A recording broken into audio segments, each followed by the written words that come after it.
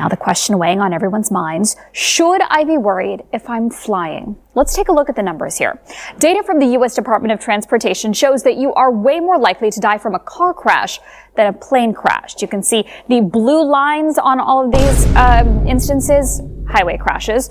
The red, which is very minimal there at the bottom, plane crashes. I'm not gonna lie, stats can be manipulated in so many ways to tell whatever version of the truth the person wants to tell people, because we can all come together and say there's far more vehicles on the road than there are planes in the sky. Come on. So these stats, if they're just going off the raw numbers, of course there's going to be more accidents on the road than there's going to be crashes of planes. The proportion of planes to cars is crazy. You are now listening to Pree Da Production with your host, Majaro. What is up, my tribal people? Welcome back to the Pree Da Production YouTube channel. I'm your host, your tribal chief, Majaro, aka Midge. And you already know what I'm going to say. Make sure you like, comment, and subscribe. We're trying to grow the community. And by sharing this with your friends and family, that goes a long way in helping us do that. Now, let's get into the video. What is up, my tribal people? Welcome back to the channel. And as always, is your tribal chief, Midge. And is it me, or have you guys been noticing some recent string of coincidences or a slew of incidences that just perks you to think, what is going on in the aerospace industry? For those who don't know, I used to be an air cadet, so aviation and aerospace used to be my thing for a little bit. I was able to look at RAF aircraft like the Red Arrows, Typhoon fighters, Tornadoes, Eurofighters. I was able to go on military bases. I was able to go into the control center. I was able to do a lot of things. I was even able to fly on occasions with me and a seasoned professional pilot. So when I noticed at the back end of last year and into 2025, loads of crashes and air disasters, whether it's landing gear not injecting, whether it's mid-air collisions when two planes are trying to land coincidentally at the same time or uncoincidentally at the same time, whether it's mid-air disasters and there has to be emergency landing procedures.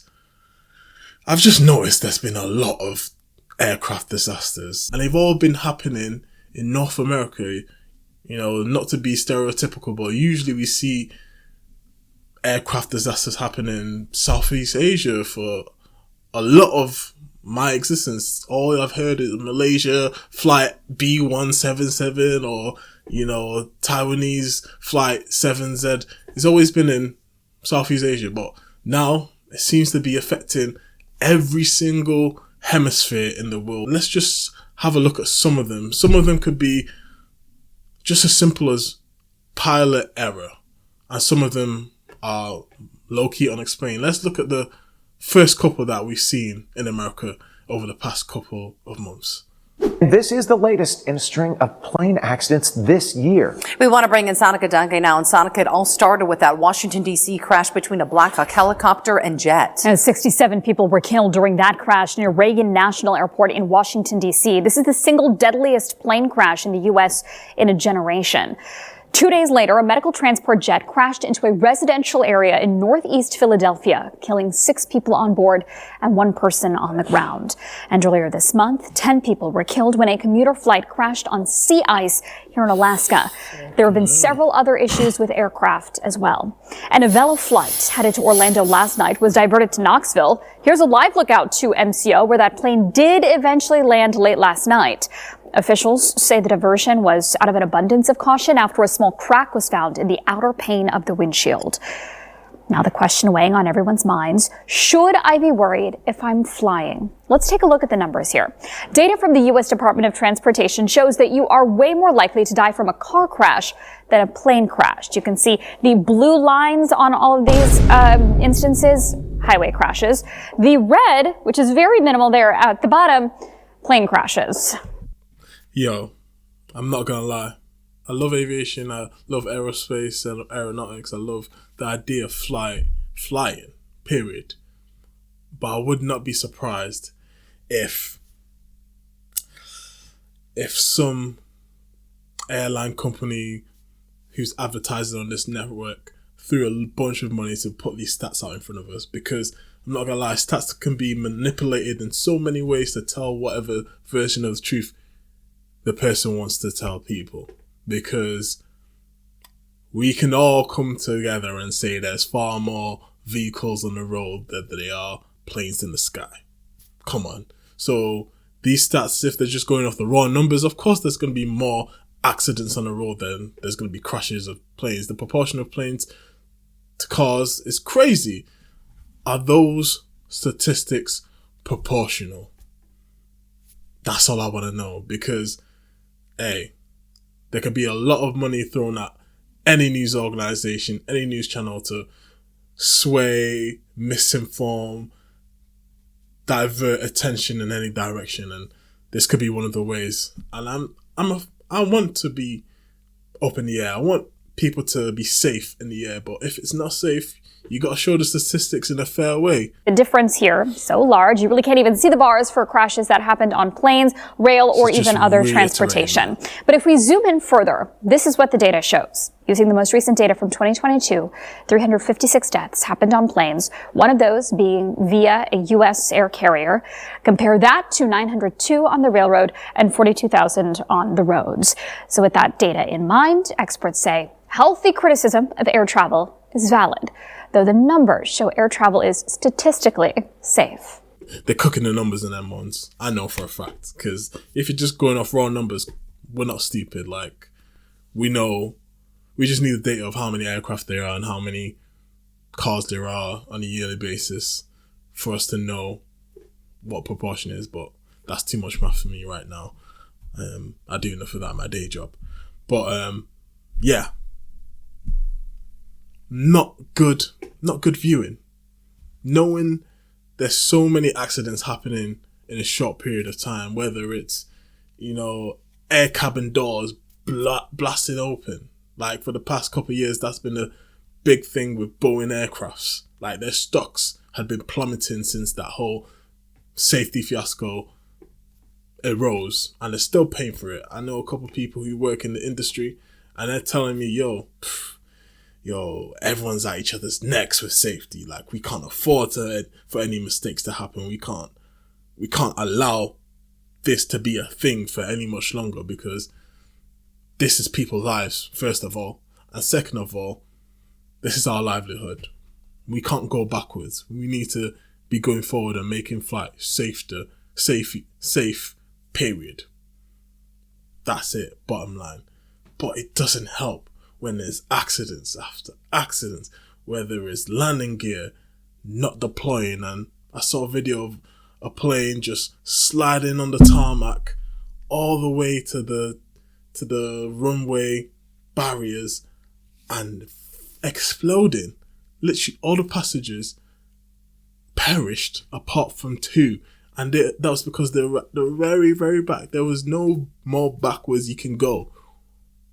And they survived. Those survivors must be traumatized. And those families of the victims who perished. Tragic. And then for another accident to happen literally just last week. A helicopter doing the rounds on a tourist sightseeing ended up crashing and plummeting to the Hudson River. Like, inexplicably, people are saying, the propellers caught each other and, the tail blade got caught and spun off and just started to disintegrate and just fall to the floor. Like, it's crazy what's going on recently. New York Helicopter Tours announced late last night it will be shutting down operations immediately following last Thursday's deadly crash. Now, one of the company's shoppers was carrying a family of 5 visiting from Spain when it apparently suffered a mechanical malfunction and crashed into the Hudson River, killing everyone on board. Let's get right to Good Day's Robert Moses. He's been following this story since last week. He joins us live from Lower Manhattan with the latest on this investigation. Robert, good morning. Tashani and Dan, good morning to you. Last night we learned from the Federal Aviation Administration that not only is New York helicopter tours shutting down immediately, but also the FAA is launching a review of the company's safety history. And the owner of the company, Michael Roth, told us in a brief statement that at this point his focus is solely on assisting the National Transportation Safety Board in its investigation and on grieving those who were lost. As we know, 6 lives were lost when that chopper disintegrated in midair Thursday afternoon. 49-year-old Augustine Escobar, along with his wife and their 3 children who posed for a picture right before taking off. The pilot, 36-year-old Sean Johnson, a U.S. Navy veteran, also perished. The NTSB has been combing through the wreckage. Much of the helicopter has already been recovered, including the cockpit and cabin. Senator Chuck Schumer told us yesterday that divers were still searching for some parts, including the main rotor and the assembly gearbox. This helicopter did not have any flight data recorders. It also didn't have any cameras inside. What? No flight data recorded? That is criminal behavior. So you're telling me people can't even learn what happened? People can only theorize and suspect what happened. You can't actually look at the inputs that were put in at that time to see what had happened. Did these inputs that aren't normally processed was able to be processed by the machine? Like, that is criminal. No cameras. Of course, it's going to be hard to find the footage because of where it could be at the bottom of the riverbed, but just having no data being able to be retrieved at all, criminal behavior. That's definitely an oversight. That needs to be corrected. May shed light on what went wrong. It had made more than 1,600 flights, exactly like the one that it made Thursday, with sometimes as little as 3 minutes between flights, according to the New York Times. After the crash, there were immediate calls for the city to end sightseeing helicopter tours. Yesterday, Schumer added his voice to that chorus. One of the things we can do to honor those lives and try and save others is to make sure it doesn't happen again. And we have to know that we know there is one thing for sure about New York City's helicopter tour companies. They have a deadly track record. Schumer also called on the FAA to increase its so-called ramp inspections to detect hazards before takeoff. We also heard from the FAA that it plans to hold a safety panel in 8 days, so on April 22nd, focused on helicopter hotspots nationwide. We're live in Lower Manhattan this morning. Dan and Tashani, back to you. Now, I'm not an expert. I'm just an enthusiast. But there have been other enthusiasts that are more qualified or more trained or knowledgeable on the history than me, who have gone and created a video that could explain one of the possibilities that could have happened in this tragic incident. Let's take a closer look at how the crash might have happened from a technical standpoint. The 2025 Hudson River helicopter crash appears to have been caused by an in-flight breakup of the aircraft, with key issues involving the rotor and tail. Eyewitnesses and aviation experts reported that the helicopter's main rotor detached mid-air, slicing through the tail boom. This caused the aircraft to spiral out of control before crashing into the river. The catastrophic nature of the failure is consistent with the wreckage, missing rotor blades and a disintegrated tail section. One theory put forward by aviation professionals is mast bumping, a dangerous phenomenon where the rotor hub strikes the mast, typically caused by abrupt control inputs or low-G maneuvers.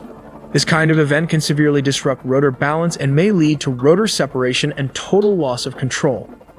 Mast bumping is especially... Mate, you ain't controlling nothing. As soon as that connects with each other, mate, you're cooked. There's no controlling nothing. You barely had control in the first place if you're trying to do crazy maneuvers that causes the aircraft to malfunction. Like, this, we'll never know because there was no flight data recording, which is wild still. But most likely it looks like it might be a combination of user error and mechanical malfunction. We'll never know, but it's tragic nevertheless. Associated with two-bladed teetering rotor systems, like those found on Bell helicopters, including the Bell 206 model, involved in this crash. The Bell 206 is a family of two-bladed single and twin-engine helicopters manufactured by Bell Helicopter Company. Introduced in the 1960s, its siblings were widely used during the Vietnam War, as well as in military and law enforcement roles. According to the National Transportation Safety Board and various aviation safety databases, it's a pretty safe aircraft. The accident rate is roughly 3.5 to 4.0 per 100,000 flight hours, which is typical for light helicopters in this class. So there we have it, a possible theory as to why this tragic event happened. I'm not gonna lie, it's making me wary of taking any types of trips via aero, via the sky. It's making me reconsider any trips abroad, even though, you know, times are tough like that in the first place, so I might not have to think about it too hard. But yeah, just knowing that anyone traveling from one place to another via the air could be the next one to meet this fate.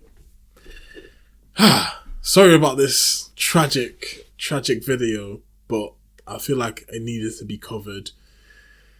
We need answers as to why this is becoming more important and more common, especially at the start of the year. Towards the end of last year, it had just been one after another after the other. And after this one that we just covered, the Hudson River, there's another one in upstate New York. Yo, it's crazy. But let me know what you think about this whole situation. As always, make sure you leave a like, comment, and you subscribe. And I'll see you guys on the next one. Peace. I be kidding on my foes, even though I got it all on my own. Success sweet, yeah, it tastes like honeycomb. Dropping blood tears and even breaking bones. I'm sipping on Patron while aiming for the throne. I've been to hell and back and even call it home.